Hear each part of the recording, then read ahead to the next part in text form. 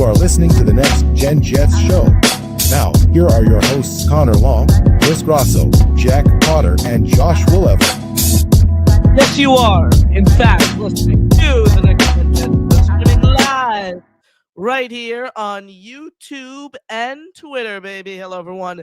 Welcome into the show. I'm your host, Connor Long. Those are my co-hosts, baby, Chris Grasso and Josh Woolever. No Jack Cotter, but he made his once every 5-week appearance last week, so anticipate that we will have at least 4 or 5 episodes without Jack, but we got you covered right here on the show. Again, I'm your host, Connor Long. Those are my co-hosts, Chris Grasso and Josh Woolever. Thank you all for tuning in. Make sure you smash that like button and hit subscribe on your way into the building, baby, because it is completely free and it continues to help grow the channel. Again, that smash the like button, hit subscribe. Questions, comments, thoughts, load all of those up in the chat for Chris, Josh, and I to get into as Chris just abruptly leaves the StreamYard there. Again, questions, comments, thoughts, load all of those up in the chat for Chris, Josh, and I to get to, and we're really looking forward to interacting and engaging with you guys right here on this beautiful Sunday evening. The paid way to help us grow, you can get into our membership raffle. See the details on the ticker down below. Every $2 super chat gift and membership gives you an opportunity to win a Sauce Gardner signed jersey, a Garrett Wilson signed helmet, a Wayne Gourmet signed jersey, a Nick Mangold signed jersey, a CJ Mosley signed jersey, a Bart Scott signed photo, Bart Starr and Bart Scott mixed together there. If you will, a Don Maynard signed photo, and then the front page of the New York Daily News following the Jets' 1969 Super Bowl victory. That, of course, coming in a frame, guys. Again, every $2 super chat. Gifted membership gives you an entry. Shout out to all you guys tuning in. Questions, comments, thoughts in the chat. Smash the like button and hit subscribe. It is season preview time, baby. 1 week away from this time, this second, as we sit here live at 7:28 p.m. on the East Coast, we will know the outcome of the Jets Week 1 matchup. Isn't that crazy to think, Chris? It's scary, and it's good to be back here with you guys. Excited to break down and discuss the possibilities of this season.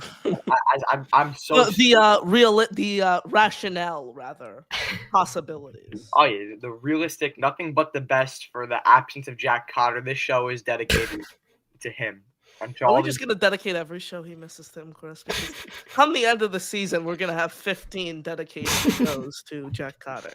I think I have confidence to be able to make the next ones in the season, but tonight he's busy and is brought up, so he's booked up, I meant to say. So he's a little bit...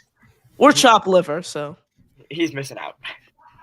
Indeed he is. Josh, 1 week from today, it's the real thing.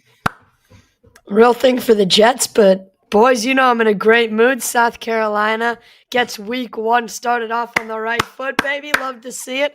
Lenora Sellers played extremely well in that second half. That's my number 1 quarterback prospect. Glad to hear you guys are both doing well as well. And can't wait for the Jets season to kick off as well. Josh, did you get sunburnt? Did you get sunburnt the last time? Or were you in the sun? Because the last time I saw you, you were not, you didn't have this aura to your face. Or I don't think so. Redness. I swiftly walked home from the train station to make the already delayed 7:20 show, which I will take 100% of the blame for. At least you're here. All me. I am here. There's and that's back-to-back weeks. That's back-to-back weeks I'm in attendance here. This guy is not here. I'm Geeky. What is that spot name with the big black whips with the yof? The show does, however, go on, fellas. This has the potential to be my favorite episode that we've ever done here on the channel because it is season preview time. It is what I've been talking about live pretty much every single day this offseason, from the final whistle of the Jets Week 18 matchup against the Miami Dolphins to now, today, and through the rest of the week until the Jets face off on Sunday against the Pittsburgh Steelers, and obviously in-season daily content as well. But it's going to be a super fun episode because we're going to take everything we've talked about this offseason, expectation-wise, prediction-wise, Justin Fields-wise, everything, and compile it all into one show, all into one prediction show. And that's what we're going to do right here. I want to get you guys engaged, though, so continue to throw all your questions, your comments, your thoughts in the chat that we will continue to react to. We appreciate the support, as always. So, I want to start with this. I have a whole series of questions that we're going to talk about. We're going to debate. We're going to, blabber about. We're gonna talk about. We're gonna converse about. I want to ask you this, Chris. Mhm. What is the easiest and what is the toughest stretch of the Jets schedule? So the toughest stretch of the schedule, I think, is obviously the first couple of games. Having to play a high-powered offense like Tampa Bay, and if Tua is healthy, the Dolphins could also be a high-powered offense. The Bills, having that the first back-to-back 3 weeks is tough, especially when we're not expected to be a high-powered, per se, offensive team. We're going to be like gritty offense. Defense is going to keep us in games. And then I saw somebody say if the Jets get down by 10, they're going to lose that game. So, I'm not sure if that to like a T is true.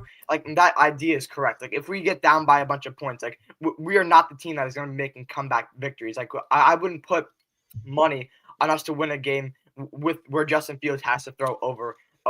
He has to throw a bunch of passes. We're gonna have to control the game. So that's why I think the beginning stretch is the most hardest. And I think if we can escape get the first half of the schedule and getting to the bye week with the record of like just under 500 or at 500 or God forbid, God willing better, I think we are going to be 100% fine. And I think the easiest part of the schedule is kind of the last couple of games, towards the end. I mean, you have a tough game versus Baltimore, but that's really the only game that like you can't win in the second half of the schedule. All other games that you should be in. So I think it's going to be very interesting to see how the Jets handle and survive the first half of the schedule, because ultimately that will dictate how their season goes. Josh, what's the easiest stretch of the team's schedule? Look, to me, the easiest stretch of the schedule is you go from right after the Baltimore Ravens game, which is one that I do not think the Jets stay competitive in whatsoever. And I'm sure Lamar Jackson fries this Jets defense. But then after that, you start looking on the schedule, and it's a lot of low-powered offenses that the Jets can definitely grind their way through. Falcons, Dolphins, Jaguars, Saints, those are the big four right there. And I genuinely think, look, I'm a little bit lower than most Jet fans. I think that you could realistically come away with 3 out of those 4 wins. I'm looking at Miami as a season split, home and away, and that's the one at home. You're talking about an Atlanta team that, yeah, they got some star power in certain places, but by no means, an unbeatable team. And then the Saints and the Jags speak for themselves there. So that's a part of the schedule, and it kind of comes at the right time, because that's the time when NFL teams begin to look at the playoff picture. What does this look like? Where do we slot in? What's the magic number to assert your playoff bid? And this comes right at the right time. It goes from the end of November right to about the turn of Christmas. So that chunk at the beginning of December is vital for playoff runs. And that's when you know if a team is going to truly, make some noise in terms of the playoff picture. And I think it comes at just the right time for Aaron Glenn's Jets. That 4-game window there is going to be huge. I don't know if it's fair to call the Miami Dolphins a non-high-octane and non-high-powered offense. They have a quarterback who was very, very efficient. He doesn't like to push the ball downfield, but he plays the short game with his receivers. He's very efficient accuracy-wise, and his receivers make plays for him. The run game speaks for itself. I mean, Devon Achane is just a different breed when you talk about the speed, the elusiveness that he brings. He's also dealing with injury, though, right now, I think. Devon Achane? Yeah. He's ready for week 1, though. He's ready to open the season. So yeah, that's what I'm worried about. Like that's something I had to experience drafting my fantasy football league. Picked up not Amari Hampton, Ollie Gordon the other day. Saw all the Dolphins running backs were dealing with a bunch of stuff, so I grabbed him. So he went to Oklahoma State. He was a 7th rounder, right? Yeah, he was supposed to be really good coming to the season, but yeah, the Dolphins are a high-power offense with Tua. The question is how can he stay healthy, because he's not been able to do that at all. He's been obviously the concussions are a horrible thing, but that can put an end to the Dolphins season. They sucked last year too without him. So I mean, the next guy in line I think is Zach Wilson. So that's going to be interesting. Connor and Chris, do either you know, since 2022, have we been swept by Miami? Maybe once, but feels like we always manage to salvage a split. They haven't beat Tua. The Dolphins. They haven't beat Tua, the Jets. You remember that sauce pass rush on the Skylar Thompson? Wasn't Tua healthy week 18 last year or no? No. That was Snoop Huntley and Snoop Huntley. Yeah, Jets have not beat Tua, and then the Really? 2023 game that was just a slobber fest. Oh my God, I was No, mad. that was It was 22. awful. Was that 22 or 23? Yeah, but I have no idea. 23 in Miami, they lost 30-0. I was No, I'm talking about 22. It was- 22 at MetLife. Yeah, Yes, with Sauce Quinnen. had the safety I on told in you, that game. Skylar Thompson Yeah. safety. They took Bridgewater out. Jets took Bridgewater out of the game. Yeah, Skylar that was Thompson. all third stringers for them. Yeah. What's the Jets' record within the division this year? I'll start it off here. I think in the division, how it plays out, I think they get swept by Buffalo. I think that's 0-2. I think they split with Miami, and I think they split with the Patriots. So what is that? 2-6? No, not 8. 2-3. 2-3. Wait, Yeah. 2-3. Sorry, I haven't done any summer math work, and I get back to school Tuesday, so just have a calculator app for that on your phone. That's the way I typically like to handle business. Ever heard of golf math, fellas? But no, I have not. I've not done picture math. Actually, that's one thing that I'm proud of. I'm a big AI guy, but no picture math for me. 2-3, Chris, in the division. so I think you would split with Buffalo. So that's 1-1. Where do they win? Where do they win? Yeah, So you can actually make an argument for either case. If Buffalo needs the 2-4. last game, Thank you, Joey. what? I trusted Josh too much. Joey says it's 2-4. Thank you, Joey. Oh, I yeah. didn't even think Oh, of doing that there. So if the last game has playoff implications, the Jets typically at home. So you could give them a win week 2, or you could say they already have the division on locks by week 18, and you give the Jets a win there. So I think you split with Buffalo, you split with the Patriots, and you sweep the Dolphins. So what's your Sorry. final record? That gives you record. My camera on? Yeah, you're a you're little blurred, but we got you. So I I'm think blurry? A little bit. Chris, is he blurry? You're good now. Okay. So you split with the Bills, split with the Patriots, and sweep the Dolphins. So that's 3 wins. No, it's 4 wins for you, Chris. 1-2. No, and see, I'm much Chris, closer the to Jets are Connor. not. Okay, sorry. My thing glitched out. Where'd you say the Jets? Where do you think you have the Jets beating the Bills? So I made a case for either. So I said you can make a case for either one. So the Jets typically play the Bills well at home at MetLife, so you can give them the win there. Or you could say the Bills have the whole division. Maybe they're the 1 seed in the AFC and they have everything on locks and they don't play their starters there. So That's the last game in the Bills stadium. Bills organization, Bills fans hate the Jets, hate Jet fans. They're gonna want to kill the Jets that game. If I was a Bills fan and the Bills had the 1 seed clinched, I would not want to risk Josh Allen getting hurt to win the last game at Highmark Stadium or whatever it is. Well, you play him the last quarter, and then you play him the first quarter, excuse me, and then he just hangs 20 on the Jets defense, and then you just take him out of the game. He's not hanging 20 on the Jets defense in the first quarter. I think Chris, we it doesn't underestimate. matter. The hypotheticals don't matter, Chris. This team isn't winning 4 in division games. Yeah. And you look up and down, there's no true weak team in this division. You can say that maybe the Dolphins and the Jets are on even playing field there, but I think we can both agree that the Bills reign high above everybody else. And to say that this team wins 4 games, and what would that only be 2 losses in the division? So that would be 1 to the Bills and 1 to the Patriots. It's a little bit insane. I mean, I think you have extremely high expectations. And Get them getting swept by the Bills in week 3 and 3. let me finish here, Chris. To talk about week 2, yeah, sure, the Jets have played the Bills well at home, whatever. I'll give you that. But look, this is going to be the second ever game under Aaron Glenn as a head coach. And you're talking about a completely different look from the Steelers. The Steelers week 1 is going to be Aaron Rodgers in the pocket. The Jets pass rush is going to try and get home, disrupt his rhythm because they know he's immobile and they know that if Pittsburgh wants to win, it's going to be because their defense outplays the Jets defense. Week 2 is completely different. Buffalo is such a well-rounded team, and you have Josh Allen that can do any number of tricks with the ball in his hands.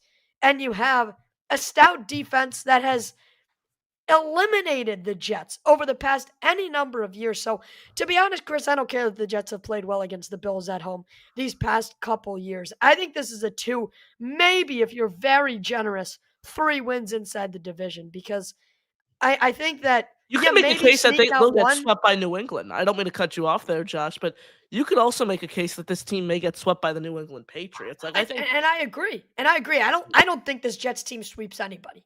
In the division, that doesn't happen to me. Buffalo's too strong. Miami, maybe an even playing field. But Chris, you're talking about, at least the way I'm viewing it, you're talking about the Jets at their peak.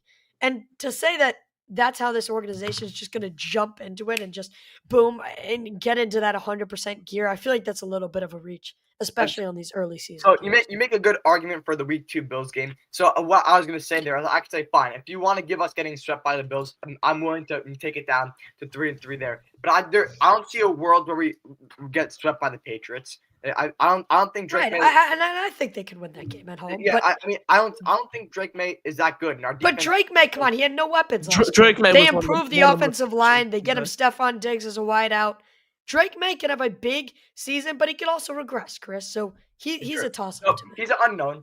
It is guaranteed. It's almost guaranteed that he's going to get hurt at some point in the season. So whether it's in time for Week 4, whether it's in time for the other game that we're going to have to play with them somewhere along the line, he's guaranteed to get hurt. Yeah, no, I vehemently disagree with that.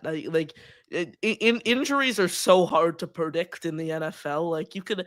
Like, for example, I think Justin Fields will play anywhere from 12 to 17 games this season. That's not to say, I guarantee he'll be injured when the Jets play the Ravens in Week 8 or whenever the Jets play them. Week 9, I think it is. So you can't just predict injuries. The Dolphins with Tua, look, I think this team wins a minimum of 1 game in the division. I think they win anywhere from 1 to 3 being in the ceiling. 2 is the middle ground for me. One's you don't see a war where they could possibly sweep the Dolphins? No. I disagree with that. I can see them sweeping. But Chris, we're talking about Chris. expectations right now, not ceilings. I expect them to go 3-3 or 2-4. I mean, you were just at 4 wins, Chris. You just said 4 wins in the division. I can see there's a huge difference between 4. I can see them between. Asserting 4 and then 2 or 3. I can see Justin Fields being Johnny Unitas, but he's not Johnny Unitas right now, and he's not going to be that this season. So, we're talking realistic expectations here, prediction. So they could get swept by the Bills. What's your prediction? Just final prediction. My final prediction. I told you I can see them going 4-2. I expect them to go 3-3. 3-3. They should go 3-3. Now, they could get swept by the Bills. There is no world where they get swept by the Patriots. There is no world where they get swept by the Dolphins. I just don't see either of that happening. I think there's a world where we can sweep the Dolphins. So that's why we could go 4-2. But 3-3 is more realistic, especially after Josh gave me that whole homily, if you will, on how we are losing to the Bills Week 2. So I can see that happening. That is true. Offensive, defensive, MVPs, baby. It's time. I'll kick mine off. Offensively, you go with the commander-in-chief, that being Justin Fields. Defensively, I'm going to go with the one, the only, Jamie Sherwood. So those are my 2 offensive, defensive MVPs of the season. Justin Fields, because year in and year out, we've seen him have more control, more of a grasp on the offensive system that he's commanding, that he's executing, and it's only going to prove to be more pivotal this year, and he's only going to have a better grasp and a better grip on this scheme as a whole, because it's the first time in his career an offensive coordinator has truly tailored a system built to his strengths. So if we go based on that, if we go based on career trajectory, career trends, this is only going to be another improvement for Fields. And when you talk about Sherwood, there's going to be a lot of responsibility on these linebackers. We're going to see a lot of blitzing. They're going to have to go downfield. They're going to have to defend tight ends. This team does not have a strong safety room. There's going to be a lot of responsibility on these linebackers, not only to blitz, not only to get downhill and stop the run, but also stay strong in coverage. And I think Jamie Sherwood's the number 1 linebacker in this room, and I think he is still able to build upon what he showed last year. The first year for Sherwood as an official team captain, I think it's only, the grass is only greener when you look at Jamie Sherwood's future and what that may hold, excuse me, with the New York Jets. So Justin Fields and Jamie Sherwood, my predictions, folks. I'll jump in here. Offensive MVP, I can see this going a multitude of different ways. I could see this obviously being Commander-in-Chief Justin Fields. I think the most one that I'd be willing to bet on the most is Garrett Wilson, the number 1 wide receiver for Justin Fields. Now, the case you can make against that is the defense. Like, we have no other good receivers. Defense can easily take him away. But I think he is good enough of a playmaker to get around that. With all the motion we've been seeing from Tanner Engstrand in this offense, can scheme him around that. And Justin Fields will feed him the ball in passing situations. So I can see him having an absolutely nuclear season. This is one that is going to be very interesting, and we can debate upon. Mason Taylor could very well be one of the offensive MVPs of this team. Mason Taylor is a young tight end. I think he's going to be a crucial part of this offensive scheme, a safety blanket for Justin Fields. What we were all talking about Tyler Warren to be pre-draft is we got Mason Taylor now. And listen, he's looked great throughout camp. There's no legit wide receiver 2 on this team, so he has a legit chance to be one of the top receivers, maybe even the second receiver behind Garrett Wilson. So it could be very well be him. And then obviously, like, this is the riskiest one. You can go in the Breece Hall direction. Breece Hall, he has had his multitude of struggles. Ask Connor about it. He knows all about Breece Hall's shortcomings. But also, the flashes we saw from him in his rookie season, and the flashes we saw from him, we had the second most all-purpose yards at running back in the NFL, yards from scrimmage, and same thing. And that can be dangerous in an offense where we are going to be mainly run first, and dump downs are going to be utilized, and you can utilize them anytime to Breece Hall. So all that being said, like, those are the 3 guys, and I kind of gave the order in which I think they could be. I think Garrett Wilson is most probable. Then you got Mason Taylor. Then you got Breece Hall. So defensive MVP. So the way that Aaron Glenn is going to use Sauce, I think, is going to be very interesting, and it'll provide for a lot of excitement. Hopefully, get him in a position to make a lot more interceptions. So he can be a huge difference maker. I'm looking at him, like you said, Connor. You made a great point on Sherwood or Right. Will McDonald.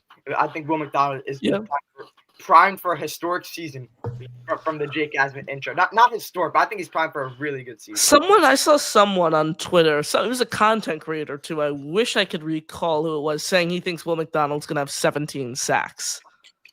That was Chris. That'd be awesome, bro. That'd be awesome. It's insane. Like, he's not Trey Hendrickson good. He's not 17 sack good. He's 12, 13 for me. Like, if he gets in the double, if you have 2 guys in the double digits, like, do you think Jermaine and Will McDonald combined for 30 sacks? Combined for, oh my God, it's gonna be so interesting to see how. No, I don't think at all. I think Chris, they combined no. for like 23. You don't know what Jermaine is coming off. Obviously, we've seen him at practice and It's gonna stuff. have to depend what we see out of Jermaine. But this is also interesting. How many sacks does Quinn Williams get? Like, what can he do? 7, 8. That's great for an interior defensive lineman. I think Jermaine Johnson makes a much bigger impact on this team than what the stat sheets say, because truthfully, it's going to take a little bit for him to fully get reacclimated to NFL life. And so I don't think this is a situation where he immediately comes out day one playing quite as many snaps as the rest of the starters. So it might be a little hard for him to make as big of an impact on the sack chart for you. But I think he could still be helping the team, stopping the run, and then back end of the season, maybe he does get back to that A+ level. Josh, your predictions. I was about to I should have probably segued into that comment from Brian, because I was about to say, what are your predictions? And are you going to list every single offensive and defensive player for me? That's such a hard thing to say, by the way. Xavier Gibson, Chris, give me the overview on how Xavier Gibson could win offensive MVP. All right, we're not doing this in the favor of the day. No, I'm gonna take a piece from both of you. Offensively, we're not doing this. Offensively, we all know that this is a rushing attack. I don't need to tell you guys that. But to be honest, the way Breece played this preseason, it showed me more and more how I think Aaron Glenn is going to use Breece Hall as a pass catcher and less of as a dominant runner. And I do think that Braylon Allen and Isaiah Davis will both get their fair share of carries in this backfield, as Connor does the mic. Sorry, I put it the wrong way. But I think the guys behind Breece get enough shares to the point where, he's going to be the featured running back on this team, but I don't think he makes a big enough impact right there to be named that team MVP I think it is Garrett Wilson because this team isn't going to be flashy. I think Garrett Wilson just is Justin Fields' first read. Ball out there and boom, keep the offense moving. I think Garrett Wilson is such a trusted receiver. He's a crisp route runner. He just got paid as a top 5 receiver in the league. Now it's his turn to prove why he did get paid like one and prove why the Jets made the right decision and Darren Mushi did, extending him. So I think Garrett Wilson comes in here, reconnects with his college buddy, has a big time year. Defensively, I also think it's Jamie Sherwood. Look, not only did he lead the team in tackles last year, but he's trusted by Aaron Glenn. He is the defensive play caller. And you look behind me, there's a reason CJ Mosley was my favorite Jet for so long. Not only a guy, towards the back end of his career, CJ Mosley provided you so much more than just what he did on the field. He was a true leader in the locker room. And I think it's Jamie Sherwood's turn to step up and embrace that role that Mosley left behind after he retired. I think that Sherwood takes this next step on the field. I think he leads the Jets in tackles again. And as Connor mentioned, there are holes on this Jets defensive team, but the linebacker spot is the spot that brings it all together and has the defense run. You don't get good linebacker play. You can't string together good upfront play by your defensive line and good secondary play by your corners and safeties. The linebackers are truly the glue of this defense, and I think Jamie Sherwood makes a far greater impact than what we'll see on Sundays. I think he's the team MVP defensively. All right, baby. Not offensively, not defensively. Overall total, one player, the most underrated X factor on this team. I'm going to start off because I have one that people are going to raise their eyebrows at. Austin McNamara. That is my underrated X factor. And yes, I'm talking about the punter here, the pride of Texas A&M, Texas Tech, excuse me. Red Raiders all day. Austin McNamara, that's what we're talking about here on the show. And I say that because it's tough to evaluate first-string players. It's tough to evaluate really anyone other than roster bubble players when you talk about skill positions in the preseason and get a true view of who they are as NFL players. But you can evaluate punters, you can evaluate kickers because of the different element that they bring to the team and the way those plays are supported in an environment like the preseason. And what we saw out of Austin McNamara was nothing short of incredible. Averaged over, I think, 4.5 seconds of hang time.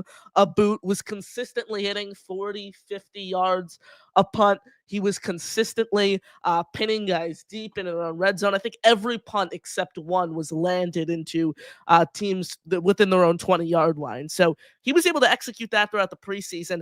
I say he's going to be the special X factor because I think there's a chance he's going to be an all-pro this year if he's able to progress with those numbers.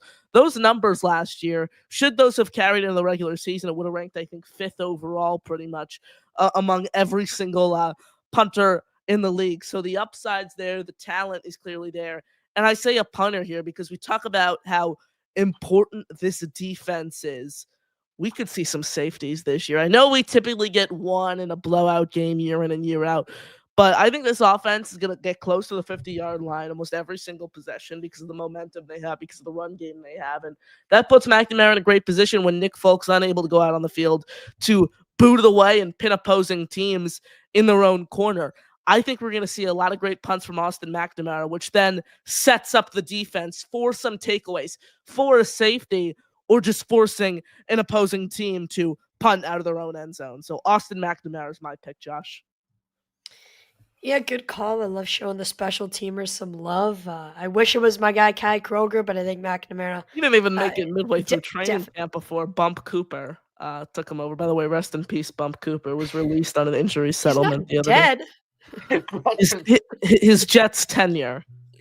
No, just wishful thinking. Would have been cool to get a Gamecock transitioning to the Jets, but I think my underrated guy for this season, and I think I talked about how the linebacker could be the glue of the defense, but we haven't seen a fullback play for the New York Jets, and I don't even know. So I'm really excited to see what Andrew Beck does this season, and I think he gives you pluses in the blocking game. He can be that safety valve, as we saw for Justin Fields in the preseason. He can run it on short yardage situations. He could be a lead blocker at the halfback spot for Breece Hall or for Braylon Allen, and I think that I am just extremely excited to see Aaron Glenn's an old-timey coach. He has an old-timey system. He has the ground and pound, beat teams through brutality methods, and I'm really excited to see how he and Tanner Engstrand utilize an extra weapon in their offense in Andrew Beck. I think he provides a tremendous amount of upside, and I think he's a sneaky under-the-radar guy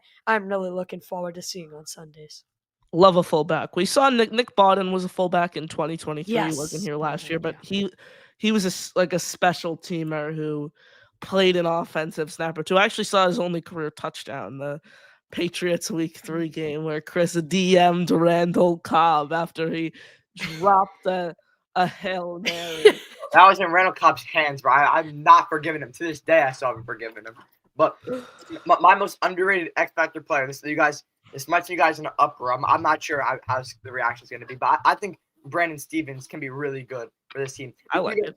We've oh my God, excuse me. We've applied this logic to Sauce Gardner, saying Aaron Glenn is a former corner. It will help him out. Aaron Glenn will help him out. This scheme can help him out. I'm applying that logic to Brandon Stevens as well. We saw that incredible pass breakup he had in the preseason. And really, if we can have another shutdown corner next to Sauce Gardner, I mean, what our defense is going to be able to do against us? They're going to have to rely solely on the run. And if we can be able to stop the run, we're going to be almost like not – that's way too far. I was going to say no fly zone level, but it's going to be really hard to pass the ball on us. I mean, it has been for the past year with DJ Reed. But if Brandon Stevens can come in and be that kind of replacement guy for him, even be better, get you some picks, get you some big plays like he did. Again, referencing that pass breakup, I think it's going to make offenses struggle so much against us, and it's going to keep us in games how we have to be able to stop big plays because our offense can't make up for the big plays other teams make. So I think Brandon Stevens is another key piece of this secondary and this defense. Justin Fields stat prediction time. Here it is. I wrote it up before the show, so you guys take some time, write out what you guys think, because it took me about 2 minutes to write this up. Have it on my computer down below. I say he completes 305 of 495 passing attempts this season. So throws the ball a little under 500 times, which equates to 61.5% completion rate, 3,400 yards, 20 touchdowns, 11 interceptions. And then how many touchdowns did you say passing? Sorry? How many passing touchdowns did you say? 20. Okay. And so to put that into retrospect, Aaron Rodgers threw 28 touchdowns and I think 543 passing attempts. So nearly 50 passing attempts more. Now, when we talk about rushing, how many carries he's going to have on this team. He had 62 carries in 6 games with the Steelers last year, 124 with the Bears across 13 games in 2023. I say he carries the ball 110 times for 660 yards and 10 more touchdowns on the ground. And I think that puts the Jets in a position where they can win a lot of football games and be an exciting team and run a high-octane offense like we saw the Detroit Lions execute with Tanner Engstrand as their passing game coordinator. So 61.5% completion rate, 3,400 passing yards, 20 touchdowns, 11 interceptions, 110 carries, 660 yards, and 10 touchdowns. Chris, what do we have? So we drew this up on the spot. I mean, we can kind of apply a logic we saw from everything in his past career. He's past all that. So for passing yards, I think he'll be in the upper echelon of 2,900, maybe lower 3,000. But I think he'll finish with 2,900 passing yards. I think he'll total 22 passing touchdowns with a total of 12 picks. And then you go into the rushing echelon of it. Echelon, Josh. Big word, echelon. Let me get it down, Chris. Thank you. Echelon means like level. Yeah, you go to the rushing level. Aspect. Yeah, that's that. I thought you were looking for aspect. This will be the hot take. I think Justin Fields will go nuclear rushing. He will have 1,100 rushing yards and 7 touchdowns this season, and that will ultimately will the Jets to their record prediction, which will be later in the video. But so I think 1,100 yards, 7 touchdowns on the ground, and passing 2,900 yards, 22 touchdowns, 12 picks. Josh? Boys, I'm looking at his Pro Football Reference. Just a sidebar. He got MVP votes when the Bears finished 3-12 in 2020. Yeah, for his rushing. For his Well, pri- he set the the hell? most rushing yards in a single season record, and he also set the most rushing yards in a single game. There's a reason Oh that the my Bears traded the number one goodness. overall pick that year. Oh my goodness. Oh, I did not realize that. I didn't name specific yards. That's a little too, but I'll give you my percentages. I think that Justin Fields is an extremely conservative passer this year. And I think that he tries his best to just play the short game out and limit the interceptions, which is why I only have him throwing 6 interceptions That's to 18 wild. passing touchdowns, which equates to about 1 passing touchdown a week. I don't think this Jets team tries to overuse his arm, and a career around what's up, JJ? A career around um his career completion percentage hovers a little over 60%, but I think it dips down a little bit towards 58% is where I have him, with a little bit of a weaker wide receiver room. Rushing wise, of course, he's a great rusher.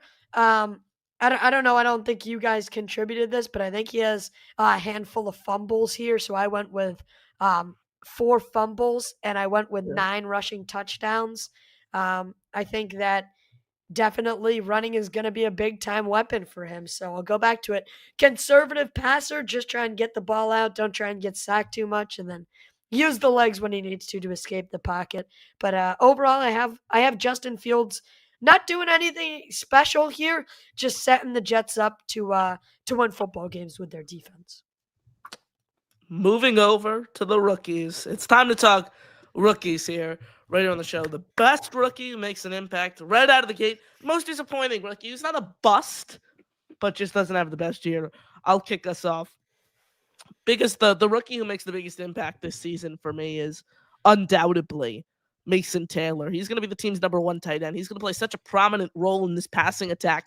Plus, if he's able to continue to build on the progression that we talk about him at the collegiate level, blocking wise, improving his efficiencies year in and year out, we're talking about someone who you could run with in 12 personnel, run with in 13 personnel, and then also obviously gives you the bonus as a higher level pass catcher. My most disappointing rookie is Azareye'h Thomas. He was injured all summer. We saw nothing out of him this summer. Brandon Stevens, who the team signed for $36 million this offseason, however, thrived throughout the summer. You mentioned the pass breakup against the Giants. He was flying around during training camp. He's going to be the starter. Quantez Stiggers, another player who earned a spot on this roster, is going to make a compelling case to earn some defensive snaps right out of the gate. The team signed Corey Black, a cornerback who was released by the Giants after he made their initial 53 7th-round pick this year. So, look, it's interesting when we talk about rookies here because it's so hard to project their impact. But most impactful for me, Mason Taylor, Chris, and most disappointing, Azareye'h Thomas. I like the Mason Taylor pick. I do. And so I would agree with that. So, but for the sake of the entertainment factor, I'll go a different direction. So this is gonna be shaky. Not shaky. It's maybe some controversy. But by midseason, Arian Smith could be taking on wide receiver 3 or 2 reps. And if he does get those and he makes the most out of them, he has a chance to be extremely impactful for this team. And the touches he's going to get, the explosiveness he has, we can see him go on end arounds. We can see him be what kind of used in a sense how Malachi Corley was supposed to be used, and he's a deep threat. So I mean, Arian Smith. I mean, if he gets the opportunity, I think he'll make the most of it. Now, for most disappointing, Tyler Barron is up there. A.J. Thomas all summer not doing anything, but Tyler Barron is a guy who this team was not deep at edge rusher. There was a chance for him to make a name for himself throughout the preseason and camp, and I don't think he did a fantastic job. So overall, Tyler Barron is most disappointing so far for me, and I think while Mason Taylor is great, I think Arian Smith has a chance to be a very impactful rookie as well. Joshua? I've been lobbying for this guy since beginning of draft talk, and I can't jump off shift now. And I am just so excited to see Armand Member at the right tackle spot in a run-heavy offense. Let's see, baby. He got acclimated to the pro level with some great reps on Kenny Clark in the first preseason game. He continued all throughout the rest there. He had a little trouble at the Jets-Giants joint practice I was at, going up against guys like Abdul Carter, coming off the edge on the great Giants pass rush. But I think overall, he has a big-time season. I'm just so excited to see our 7th overall pick get his rookie season under his belt. And then I'm going to hop on board with you, Connor, and say AZ Thomas, because here's a guy that with a 3rd-round pick that the Jets it didn't need a cornerback at that spot. So it was bold of them, to say the least, to go after a guy that nobody was really looking at. The Jets needed a receiver. The Jets needed depth at the D-line, as Chris mentioned. And nobody thought that they would go out there and grab a cornerback with their 72nd or 70-something pick, 72nd, I think it was, pick. And so that put a lot of faith into it for me. And then, Connor, you mentioned how not only has he had a bad summer, but his role is not carved out on this Jets team. I think that this is a year where he sits back mostly and watches Sauce Gardner and Brandon Stevens go at it, and he spends a lot of time on the sideline. I don't think AZ Thomas makes an impact for this team at all.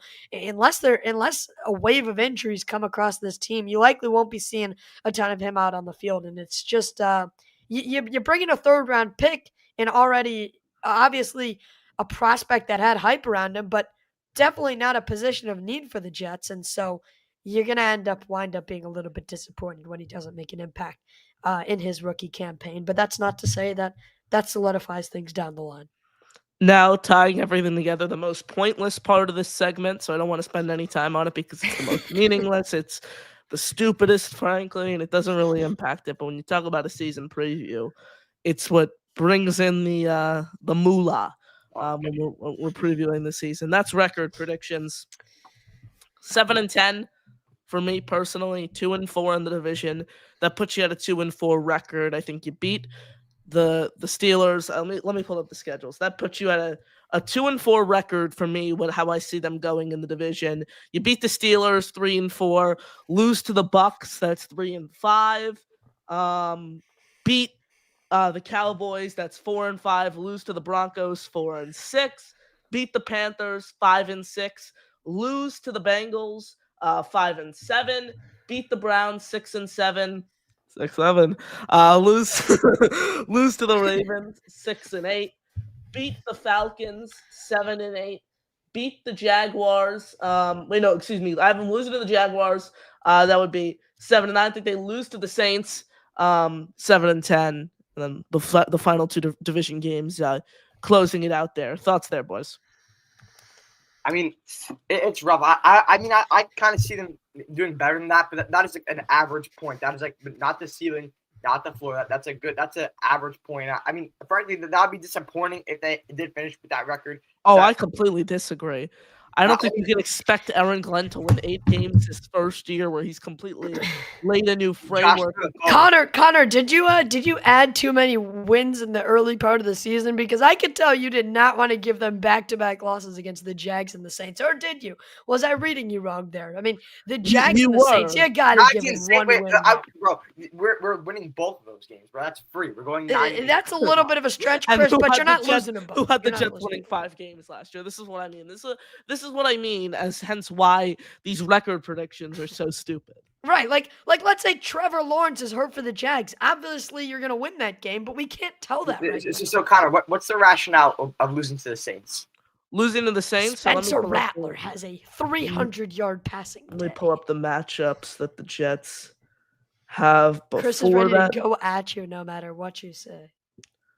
Okay, let me see. So, I think the rationale in losing to the Saints, for me personally, like, there's nothing you can exactly pinpoint, but when you look at the back end of the schedule, you're not going to win every single game. You're not going to beat – you can just make a hypothesis here. Look, I'm not able to pinpoint an exact reason why I have the Jets losing in Week 16 of the NFL season, but the way I say that is because you look at the closing end of the schedule, the final 7 games. You lose to the Ravens. I think you beat the Falcons. You're 1-1. Beat the Dolphins. You're 2-1. And then I think you beat the Patriots. You're 2-2. I think you go 500 over that stretch. I think they lose 2 of those games. I have them winning 1. I have them winning 2 games, over that stretch within the division. Those are where the 2 wins come, in my opinion, from within the division. So rationale-wise, I can't see them going 4-0, for example. Why? I mean, that's a run. That's a favorable run of our schedule. Like, those are the games that we are are going to be favored to win have to go in and play. Why? Because that's when the roster's banged up. That's when Justin Fields has gotten injured at every single point throughout his career. That's when teams in low-profile divisions, like the Saints, who can push for a wild card spot behind the Bucs, make a push. That's where a team like the Jaguars tries to challenge the Texans for the number 1 seed in that division. That's where the rationale comes from. The Saints will not be pushing for a wild card spot. They'll be pushing. You do not know in that division. The Bucs are the clear-cut favorites, obviously. I mean, the Bucs had PJ Walker starting a game a few years ago with playoff implications, and they made under Todd Bowles multiple years in the playoffs, 7-10. Todd Bowles. I think. Wait, was that the Panthers with PJ Walker starting a game of playoff? He played with the he played with the Panthers, Chris. It was the Panthers. He threw a bomb. He threw out. I saw. Well, Chris would know best. Yeah. Right, I know. Chris, I was in the chat yesterday when he he kept talking about how excited you were for Jets Panthers, and I was like, it's my first ever time sitting in the lower bowl of MetLife Stadium, bud. But anyway, to see your, as Lee Corso said, to see your first love, right, Chris? Lee Corso. What a legend. Anyway, What a guy. I'll get into my record predictions. So in week 1, the Steelers, I think that's a win. Aaron Rodgers is not going to be able to. Just. Yeah, do we have to do game by game, or just give us? I game by game it makes more sense. And No, you don't need to. What I'm saying is you don't need to give a diatribe per game. Just like all right, I'll just go all out. You win versus Steelers, lose to the Bills, lose to the Bucs, beat the Dolphins. Wait, did you say lose to the Steelers? No. So you beat the Steelers. 1 and 2 in the first 3, right, Okay. Chris? Yeah. So you beat the Steelers, lose to the Bills, lose to the Bucs. You beat the Dolphins. You beat the Cowboys. You lose to the Broncos. Now you're 3-3, correct? No, 3-4. That would be 7 games in. No. 1, 2, 3. 4, Wait, 5. Broncos is week 6. Bad. Broncos is week 6. If you lose to the Broncos, you're 500. You say 3-3. Beat the Panthers. You're 4-4. You lose to the Bengals. No, you're 4-3. You're 4-3. So at the bye, you're 4-4. You're 500. That has a legit chance. You only play 7 games before the bye. 1, 2, 3, 4, 5, 6, 7. You can't be 500 at the bye. 8. It's 8. No, it's not. Oh, is the bye after the Bengals? Yes. Okay, so you have them lose to the Bengals. Yeah, have them lose. So okay. I got you. You come out of the bye. You beat the Browns 5-4. You beat the Patriots 6-4. You lose to the Ravens 6-5. You lose to the Falcons 6-6. Beat the Dolphins 7-5. Beat the Jaguars 8-5. Beat the Saints 9-5. And then you not 9 whatever it is, and you lose to the. You can lose to the Patriots and Bills there. So you have a chance to go better than 9-8, but I think it's going to be 9-8 eventually when all is said and done. They have a chance to win 10 games. They also have a chance to win 4. That's the problem with doing record predictions in general and just talking about this team right here, because sure, you could build out a scenario how the Jets could win 10 games. You could also carve out a pretty compelling scenario on how they can win 4 games this season as well. That's why I just typically land. There's no logical statement. Yes, there is. One who is not a believer in Justin Fields' upside, one who just points to what Justin Fields has done throughout their career, one who talks about the team's records over the past few years with a first-year head coach with a first-year defensive mind. One could compile an absolutely incredible, compelling case as to why they could win 4 games. We have 5 automatic wins on the schedule. Nothing is automatic, though, right? Because no one saw the Jets winning 5 games again. There are no automatic games in the NFL. It's any given Sunday, just like college football, just like every single sport. Teams win games they're not expected to win and lose games they're not expected to lose. There's no such thing as an automatic win in the NFL. So last year, when we went 5-12 and we were supposed to be so great, everyone, all the Jet fans, all the non-Jet fans, were blinded by all the talent on this roster. And I make this claim to myself, and I made it to you guys a couple of times. Everybody thought we were a quarterback away, when in reality we were a decent head coach away. You were a quarterback and a head coach away. We had Rodgers, so it was not a quarterback anymore. It was yes, head coach. You were a quarterback. Here we go. You were all relates back to the quarterback away. You were a coach away, and you were an offensive line away. Yeah, so Oh my mainly coach. goodness. So like just the 3 biggest things that you need to win in the NFL. Yeah, so Connor, let listen, me tell you what we did have. We had Garrett Wilson, Sauce Gardner, Quentin Williams, Brees Hall, and the list is pretty short. Jake Asman intro. We had, So John, good, we had good players. Chris, we had Aaron Rodgers' Packers wish list that he refused to come play for the Jets unless they got Randall Cobb, Alan Lazard, who continues to haunt this team. The thing that I love about that, unless he got a personal play caller, Chris, unless he got to pick the offense, he wouldn't have come played for this team. and as I try to scavenge for my Rodgers book that I actually just finished reading 5 minutes ago, 5 minutes before the show started, as I look for that, what was I going to say? The funniest thing that I hear Jet fans say about Rodgers, well, Rodgers chose us. He chose us among every single other team in the league. People are acting like this guy had the creme de la creme of teams to pick from, and he had the Green Bay Packers in his hand, and he could decipher where he was going to want to go. The Jets were the only option. It was the Jets or retirement. And I finished reading the chapter of the book, actually, again, right before the show started, about when they drafted Jordan Love. It was exactly like the way it played out was exactly like the way it played out when Rodgers was drafted after Brett Favre. Favre had no interest in mentoring him. Favre wanted to sneak out the back end of his career, go to a team with some weapons.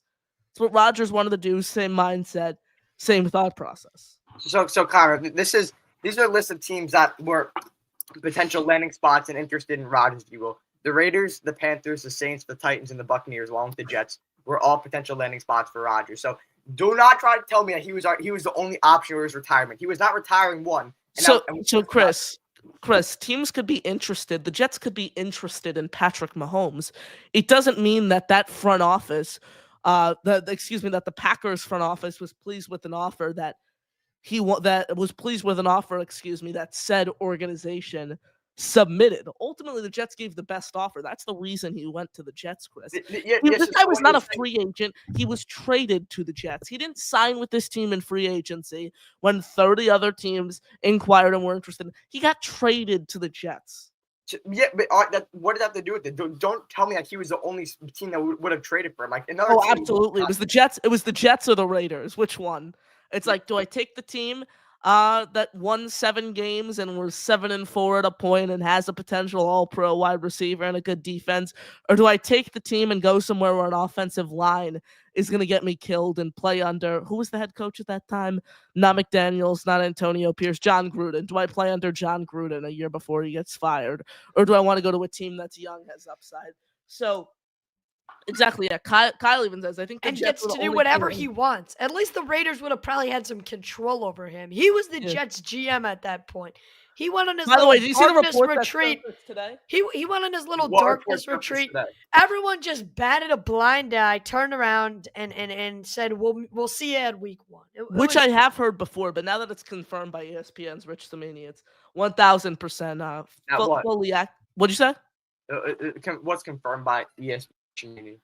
So the reason that the Jets traded up for Malachi Corley, here's the full quote. I'll just read you this quote. Aaron Rodgers studied the receivers in the draft and concluded that Corley was, quote, my favorite receiver because of his mindset and ferocity. He shared those sentiments with the team brass, which aimed to always please Rodgers. So the Jets traded up to take Corley with the first pick in the 3rd round per Rodgers' request. Yes, I never denied that this organization was dysfunctional.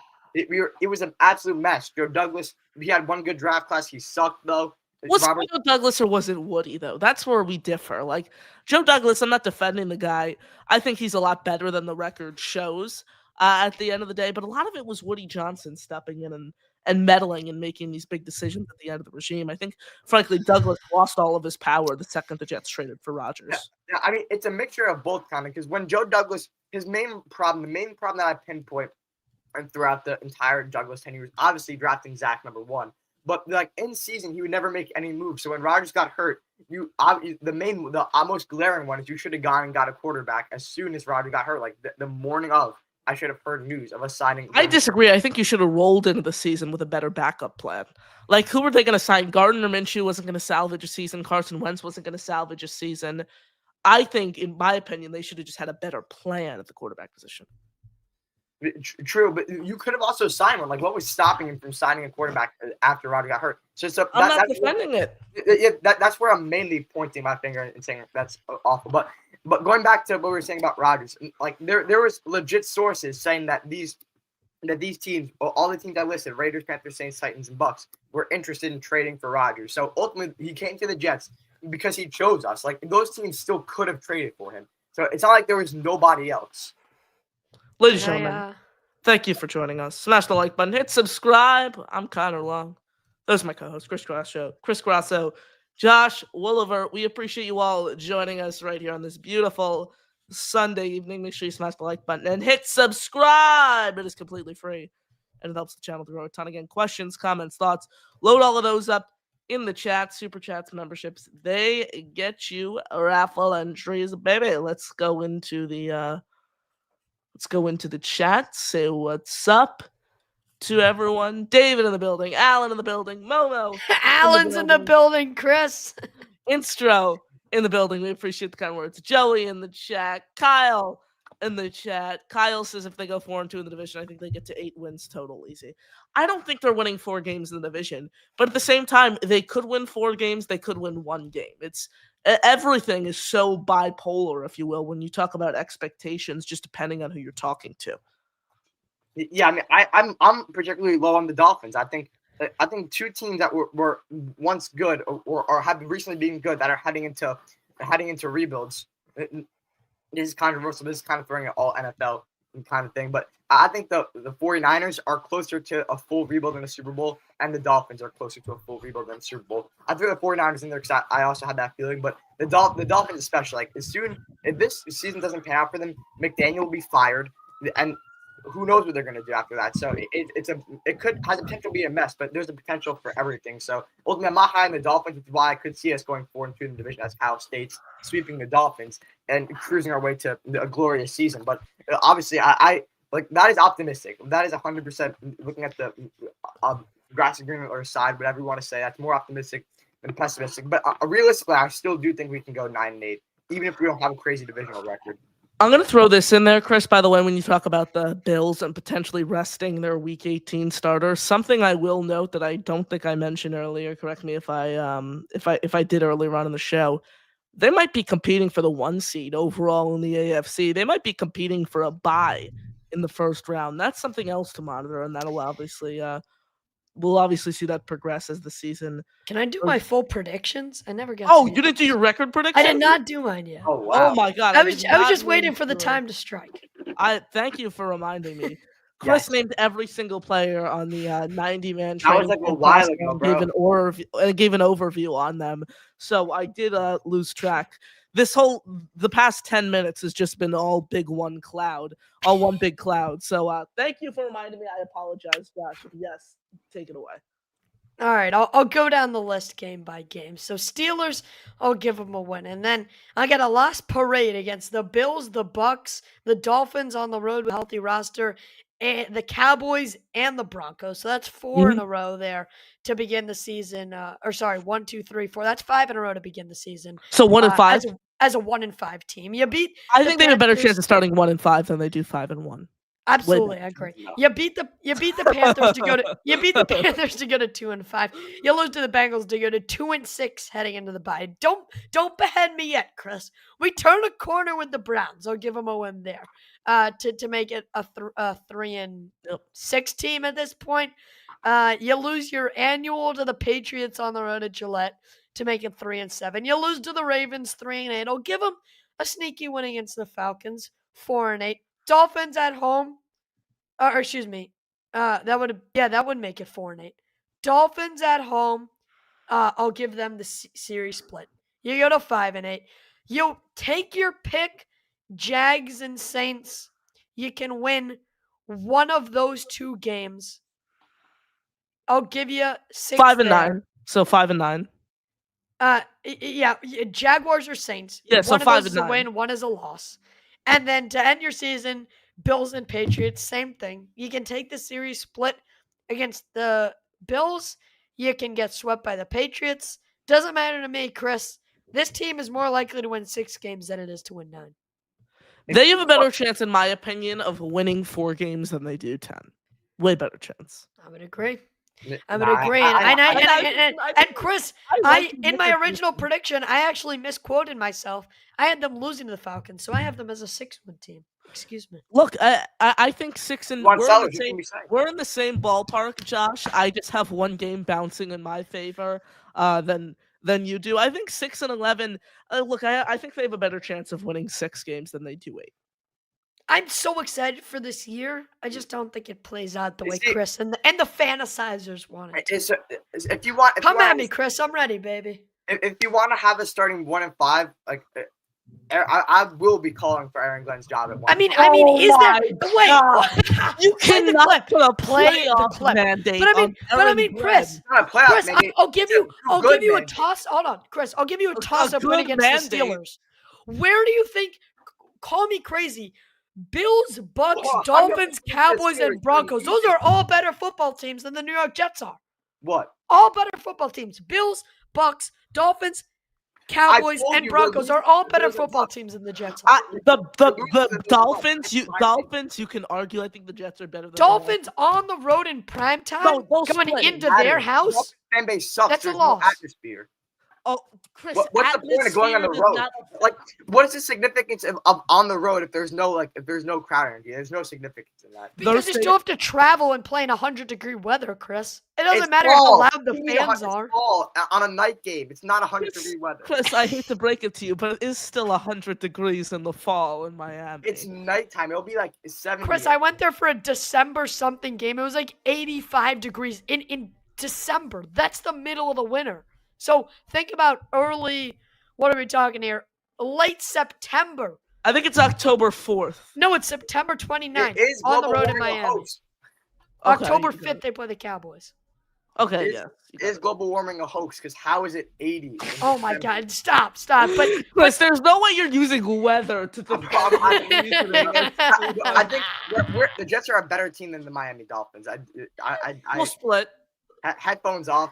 Listen, I expect them to go 3-3 in the division. I think saying they have a better chance to win 6 games in 8. I mean, I don't know. I don't think that's true. You got to be fucking kidding me. you gotta be kidding me. I need to know the context of that clip. I need to know the context. It was so Justin Fields when Justin Fields dislocated his toe. That was Matt's open of the video. You got to be fucking kidding me. We thought he was like done for the year.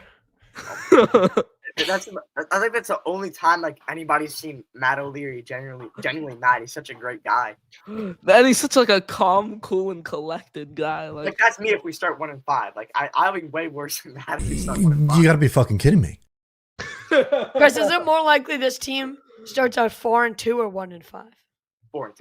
Oh my God, Chris. Stop. Oh. So what we need We need Jack on here to tell us 0-6. So let's get realistic here. Let's take a realistic approach, right? So you look.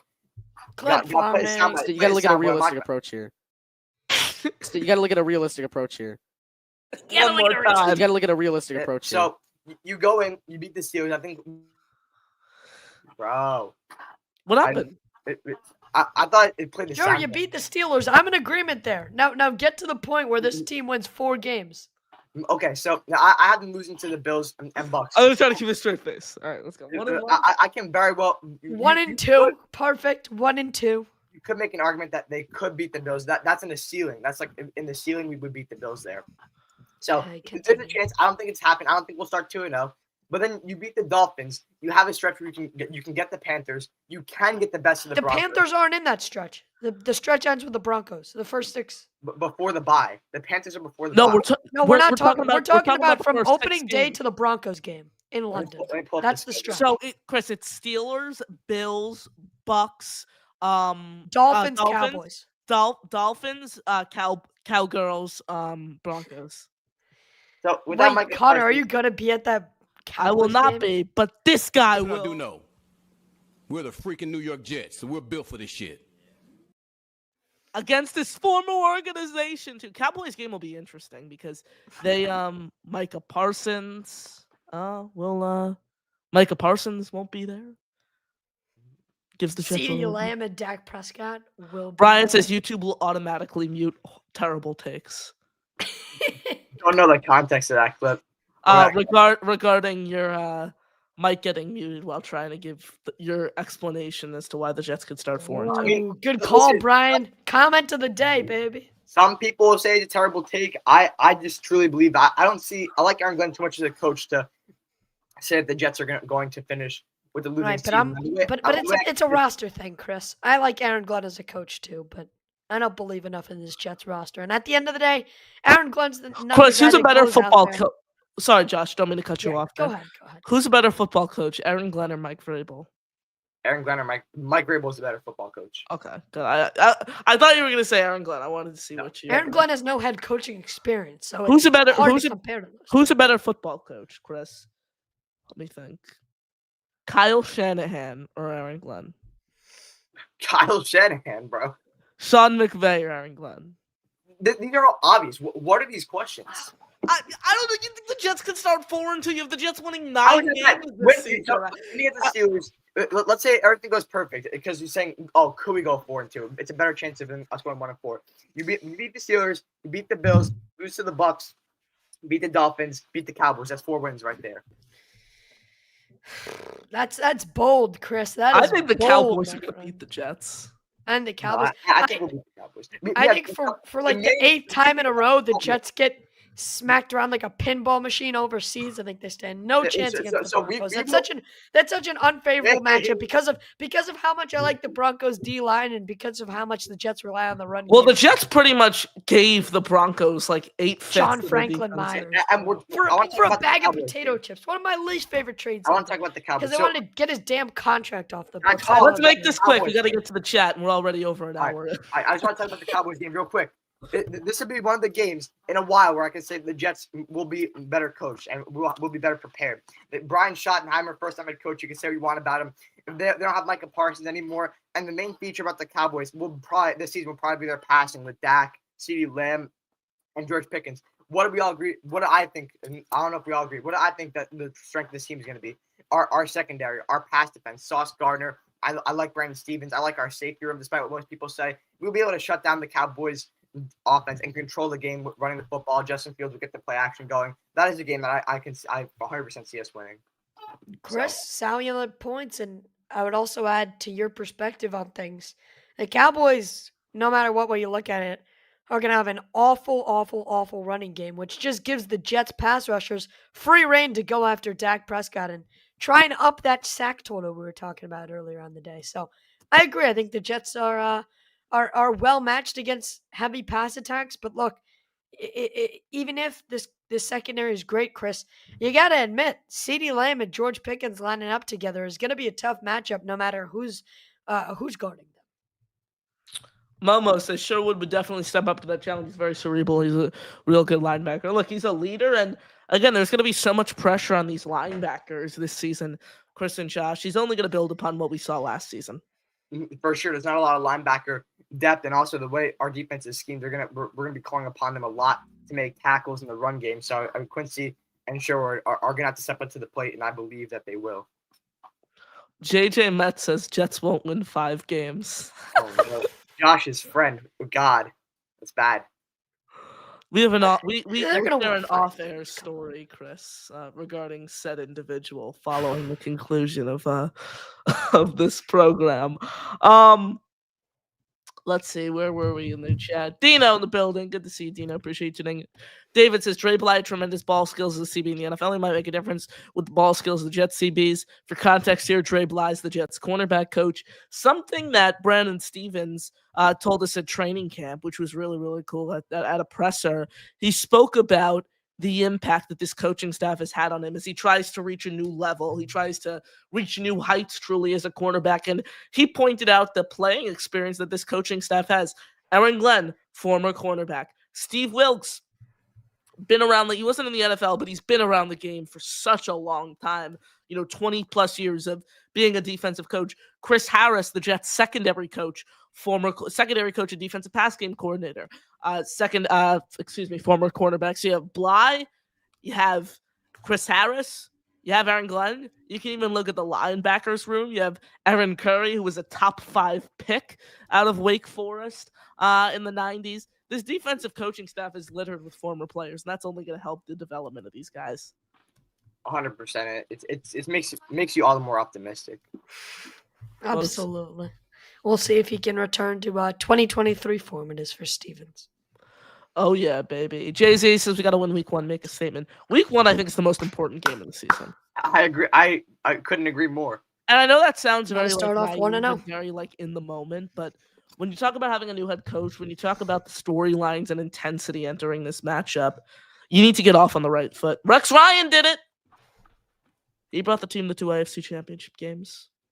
Yeah, your time. Like winning the Steeler game sets the tone for the entire season. You have two tough games coming up after that in the Buffalo Bills and Bucks, and so if you're going to be able to, if you want to come out of the bye week or go into the bye week, with the record that gives you the ability to make the playoffs in the second half, you're going to have to set yourself up with a win week 1 so that you can afford the 2 losses that are likely coming next. And if you can win one of those 2 games, God, I mean the Bills and Bucks, God, are you in fantastic position. 0-3 almost ends your season. 0-3 for the Jets guaranteed ends their season. Yeah. Would you fire Aaron Glenn right there, Chris, if the Jets lost each of those games by 20 points? No. They have a Suppose negative the Jets- 70 Chris, if the negative Jets 70 win points 6 games this year. Are you calling for Aaron Glenn's head? What? If the Jets win, you heard my question. If the Jets win 6 games, You cut out. Okay, is this better? Yes. If the Jets win 6 games, you calling for Aaron Glenn's head? No, but he'll be on the hot seat in year 2. If they win 5, 5, no. 4. No, it's 3. If it's 3 or less, I'm calling for him to be fired. If they go 0-17 or 1-16, now think about it. Like that's when the question is- 0-17, you'll think about it. Hugh Jackson did it. Hugh Jackson was with the Browns for 5. Look, 0-17, you fire him. But if they win a game, you don't fire him. Unless it's no. Unless it's This team is winning a game. Can All we the talent stop we this have. now? Chris, Chris, help me stop this now. Chris, the Jets. Chris, would you bet if the line was plus 4,000, so you put $100 in it to win $4,000 hypothetical? Obviously, this wouldn't be the line for the Jets to win 4 or under games. Would you bet it? 4 or under? Yeah. Yes. No, I'm not throwing away $100. Chris, you spent one. Let's take away You a can even zero put on $1 both ends. Chris, You can you can put spend $10 to $1 win in. $400. Yeah, Chris. take away the 100. You could do 100 for 4,000, but you can also do $1 to win 400. Would you do that? No. 1 would do 40. 10 would do 400. Yes. First yes. of all, I would never bet on the Jets to come an unfair outcome. That's fair. That is fair. That's a good point. That is Neither would bad I. juju if people believe in it. I'm not going to be superstitious. Have you heard of the strategy where you bet against your own team and then you're either happy because you won money or you're happy because your favorite team did well? So either way, you can't have a bad day. Have you heard about that? The only way I would consider doing that is if I spent a crazy amount of money to go to a playoff game. That is the only reason I would consider betting against them. But then they would have to lose if you would want to make the money. Exactly. But if they won, I wouldn't care about the money I lost. And if they lost, it would soften the blow. At least give me some money for Dave's Hot Chicken the next day.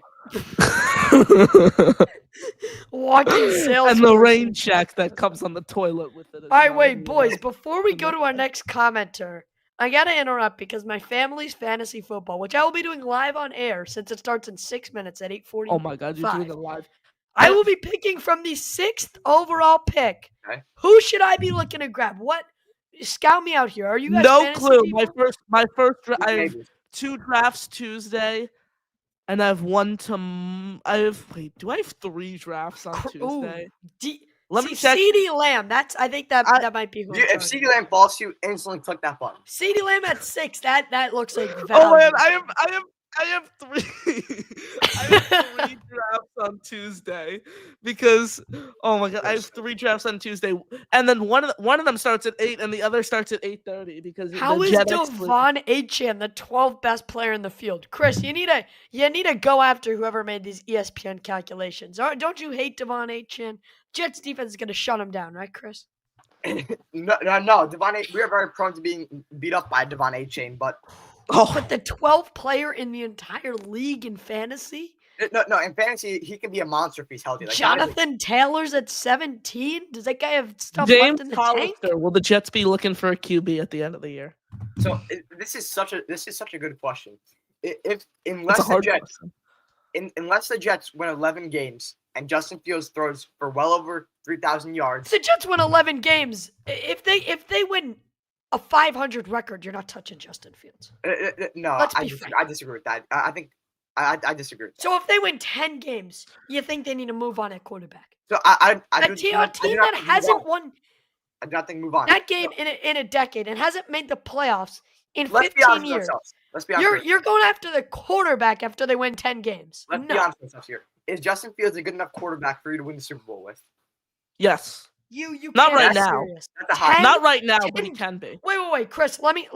Am I getting this right? 10 games, and you're saying there's a chance we're listen, moving on. I'm not saying move on. You have Justin Fields on contract for 2 years. So I'm saying unless we win 11 games, I still want them to draft a quarterback to compete with him in the room. And then if Justin Fields keeps on ascending, like, guys, what is the likelihood of Justin Fields getting better as a passer? You gotta be shitting me. Chris, you gotta be did kidding me. you did a backpedal on this take. I remember you said if the Jets win 11 games, you build around Justin Fields earlier on. So I said unless they less than 11 games, we should still get a quarterback room for Justin Fields. You don't draft a I find quarterback that in the crazy, first round Chris. though if you're keeping. If the Fields. Jets make the playoffs, you- Justin but- Fields, you're not touching a quarterback.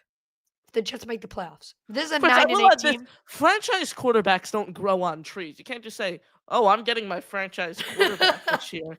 Like it's just something. The Jets have never had a franchise quarterback before, and franchise quarterbacks are truly generational for a reason. I would say the Jets haven't had a franchise quarterback since Joe Namath. You could debate if Joe Namath is a franchise quarterback. Look, I'm not going to sit here and tell you I sat back and watched the film, but this was what were they, 20-point underdogs to win the Super Bowl, and they did it. So that's good. That's good enough for me. That's good enough for me as a Jet fan. Do you guys not do so? I don't know how to word it. I don't know what I was going for there. But do you guys think there's any validity to the claim that Joe Namath sold his soul to win the Super Bowl, and that's why the Jets are cursed? No, I just think the Jets have an awful owner. I and have asked you not guys. hired Stop. I asked you guys. Do No, you I- believe it, Chris? Yes. I'm not all in on it, but like there's certainly. Oh my goodness, Connor! I heard some interesting thoughts of Chris Grasso's last night on call, but Listen. That is, I'm but not. saying no, that- I do not think that's real, Chris. It was this post after I fell asleep, or no?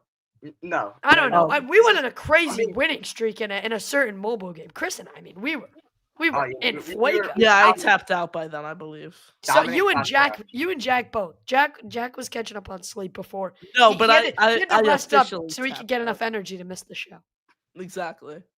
Yeah, but I don't know what Jack was doing. Like he was on. We were all. On He was call on call, but he was just sleeping because we. And then we started talking college football, and that cued the Z's. Oh, because Nico Iamaleava. I'm like, oh god, Yeah, I was Lamar gonna say, Sellers actually did not Chris, I was play in well. the car today, and I was like, oh, I was like looking through college football because this school, LIU, which I drive past on my way to school every single day. That's about 10 minutes from me. Yep. Just on the middle of it's like crazy small school. It's like such a crazy story. They played against the University of Florida yesterday, and DJ Lagway in Gainesville against an In the SEC swamp. program. This team plays at a football field that probably seats about 90, 100 people maximum, about 10 minutes away from my house. Bleachers. And I was looking at the game. I was like, oh my God, that's crazy. I was going to watch the game, but I completely lost track of time. It was last night.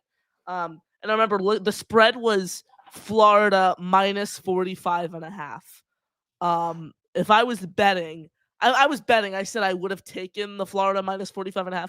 Florida wiped out this school, Long Island University, 55-0. I saw it. I saw Long Island. I thought, oh God, Connor's in tears right now. 55-0. This is bad. 55-0. They had 86 yards of total offense, Oh my 2 god. first downs. It was Because the SEC fixed that. You're not allowed anymore to just schedule your little cakewalk opponents for the first 8 weeks of the season, which Alabama used to do in the Saban era. Starting next year, The SEC teams are gonna have to play 9 in-conference games. Well, So personally, no I more don't know inviting why the Florida non-F. would want to. If I was Florida, I think it would be insanely stupid to schedule a game against LIU. That does nothing for your playoff chances. That's essentially throwing away a game. No, it just gets you acclimated. It just think about it this way, Connor. Connor, think about it this way. Well, Florida, not every team plays in week 0, but there's no preseason in college football, so that's just preseason. Fair, but at the same time, it still counts as one of your 14 games, your 11 games, however many games. Absolutely, but a W is a W at the end of the day. I get it. And every team schedules cakewalk. So why would you risk getting an L when you're? Have you seen the video of the? Have you seen the Vanderbilt? Have you seen the video of the Vanderbilt defensive lineman from a few years ago? With, yes, Alabama, you're next. Well, theoretically, we are next on their schedule. Alabama wipes out Vanderbilt in the SEC showdown by 60-0. Yeah, 63-7. When you come to our, I'm gonna get Jahmyr Gibbs. CeeDee Lamb's not on the board. We'll show you how. Jahmyr Gibbs on the board. Jahmyr Gibbs is on the board. We're gonna take him, Chris.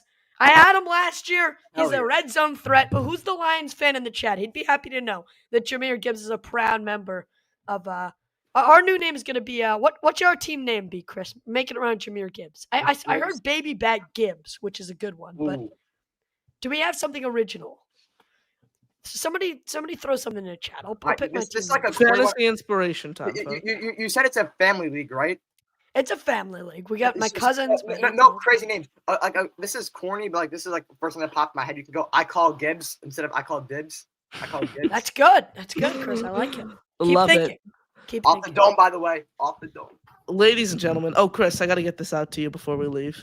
I was and thank you all for joining us. Make sure you smash the like button, hit subscribe, talking all things here as we do typically at the end of each show. So we appreciate you sticking with us. We appreciate the support as always right here on Next Gen Jets.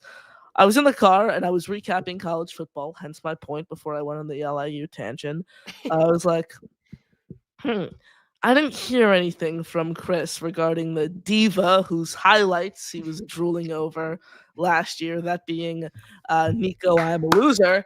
Now UCLA, excuse me, starting quarterback. I was like, you know what? I haven't heard anything. So let me look at the stat line. And Chris, I know it's week 1, but highlights, game seem to be two different things. It makes you wonder, like, why did Nico choose UCLA? There's a you're on a first name basis with him, Chris. There was word that he could have gone to Notre Dame. Was a school that was considering him.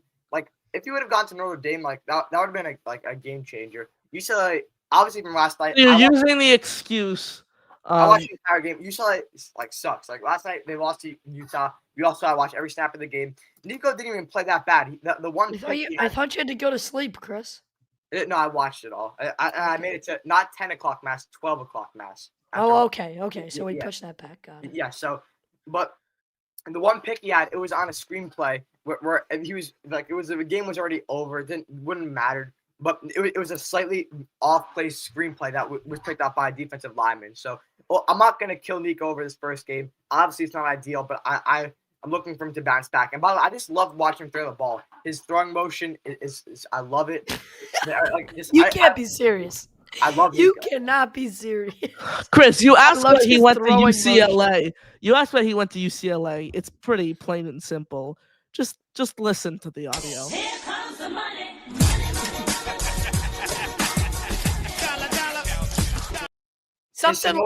His Samoan family wasn't satisfied. Lenore Sellers would not take the $16 million. We can play that again. This is why Nico Imaliva went to UCLA. Here comes the money. I'm going to rub it a rant here. Here comes the money. All right. I'll rant here for a second here. Nico Imaliva and his Samoan family. Are they even Samoan, or is that just like a stereotype? Yes, no, he is Samoan. He left Tennessee, I meant to say, because of the money. But now he's going to make significantly less money because his draft stock is going to plummet because he chose a shitty school. And now he's not going to get as much notoriety. He's not going to maybe not play as well because the team around him is not as good. So, although Chris, he's Polynesian. Same thing. He has the talent, but but if Connor says the wrong term. I would not have cared if Connor called somebody Samoan or Polynesian or Indonesia. All right, we're getting off the rails here. We did all the Jets talk for the show. We made all of our predictions for the season. So thank you for joining us. Thank you all for tuning in right here on the show. We can't thank you enough. 1 week away. This time, in 1 week, we will know the outcome of the Jets Week 1 matchup. Hope you all enjoyed the show. Smash the like button, hit subscribe. We'll be back content on this channel tomorrow. Shout out to you guys. Appreciate the support. Chris, any final thoughts? Yeah, I mean, I saw this comment up here. No. Oh, God. No. We don't need to hear Wait, Chris boys, talk about the AJ standard. Brown, is that a good round 2 pick here? I'm looking at top of Yes, the board. definitely. All right. Top- But yeah, here's the leader. top couple selections I'm What was looking there? at. AJ Brown, Bucky Irving, Trey McBride, Jonathan Taylor, Drake London. AJ Brown, right? Dude, I would say take Bucky. There's- No, I like because you Bucky took Irving, Gibbs. but I did take a running took- back earlier, so I already have one running back. Right. Receivers get deeper as the rounds go on, and then We got to get out of here. Final thoughts. All right, so what do we think? All right, I'm going AJ Brown. AJ Brown. Final thoughts, Josh. Final thoughts are the Jets are a 6-win team. AJ Yeah. Brown and Jahmyr Gibbs ready to win me this $200 in this fantasy league. Great show. Connor, Chris, you guys are the best. Appreciate you being a little flexible this week. Pushing it Right back a little bit. right Everybody back at listening. ya. You guys are the best. JETS this time next week. I will be hopefully not disappointed leaving the MetLife parking lot. Oh, you're gonna be Chris? there. I will be there. My final thoughts are this team is winning 9 games or above, so just pray for it. Pray in the name of Jesus and see what happens, baby. The Jets are going to the playoffs. We are going to have a winning record for first time in how many years? Aaron Glenn is the guy. And Justin Fields is the franchise guy, or Nico will be drafted in 27. I just was going through the comments. Highlight Sorry, I had this start. I forgot to get to it. I pinned all the comments. I didn't get to it. Shout out to John, who's been a multi-month member here on the show. 6 months. Oh, yeah. Shout out to you, John. I had it pinned, and then I just saw it. So, as I always do at the end of the show, try to make sure we didn't miss any super chats because they support the show. College QBs are fun. John saying I'm excited to watch these college QBs this year. Look, I think a lot more of them are going to come out in 27 than we think. I'll say that as my just initial thoughts. Arch and Nico are probably top 2 2027 QBs. I like that guy Julian Sayin from Ohio State. Like the same thought process with Howard and running a pro scheme and having that experience applies to them. And he's a smooth release, quick, snappy.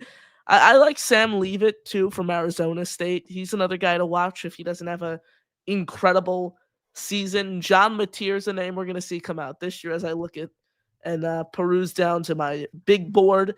Cade Klubnik will come out this year. DJ Lagway is going to be a 27 guy unless he's like number 1 pick status by the end of the season, which I doubt will be the case. And by the way, you should super John. Quarterback for Ohio State is probably the easiest job in the country, so gotta consider that. The receivers actually dropped the most passes among any other team in the league yesterday. That's because their number 1 wide receiver, Smith, doubled his amount of drops from last year in that game alone. So he had 2 bad drops at the start of the game, so that obviously doesn't help. But still has the easiest job. I mean, the team around him is so good. Ladies, gentlemen, thank you for tuning in. We appreciate the hell out of you guys. We appreciate your support. As always, that'll do it for us right here on this Sunday evening. Those are my co-hosts, Chris Grasso and Josh Woolever. For Chris and Josh, I'm Cotter Long saying have a great night, everyone. And as always, JTS, baby. Jets.